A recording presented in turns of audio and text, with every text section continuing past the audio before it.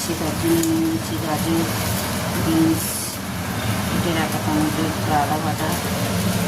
এখানে বসিয়ে দিয়েছি কড়াতে তেজপাতা, জিরে, শুকনো লঙ্কা ফোড়ন দিয়ে ডালিয়া আর ডালটা একসাথে বসিয়ে দিয়েছি।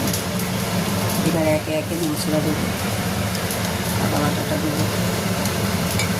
ভাজা হয়ে গেছে ডাল, ডালিয়া সব একসাথে। আদা বাটা দেবো,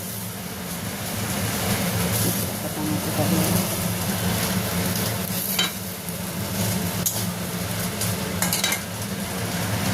সবজিগুলো দেবো।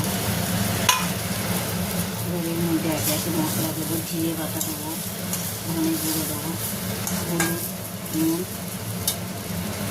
একে একে মশলাগুলো দেবো। দেখো, জিরে গুঁড়ো,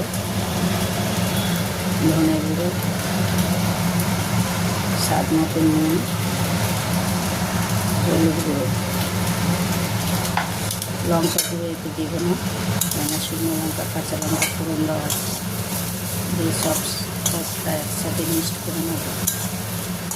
সব একসাথে ভাজা ভাজা হয়ে গেছে। এবার এতে দিয়ে দেবো জল, তারপর আমরা দিয়ে দেবো স্বাদ মতন মিষ্টি, স্বাদ মতন চিনি দিয়ে দেবো, তোমাদের মতন তোমরা দেবে। আর দিয়ে দেবো একটু গরম মশলা দেবো, দিয়ে একটু জল অ্যাড করে দেবো। জলটা অ্যাড করে দিয়ে সব কিছু একসাথে মিশিয়ে নেবো। নিয়ে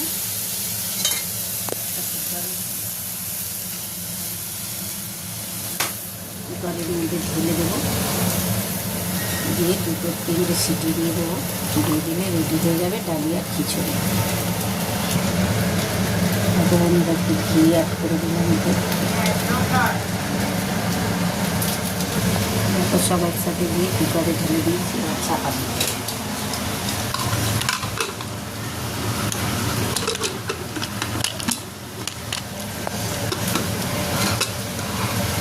কুকারটা চাপা বন্ধ করে দেবো।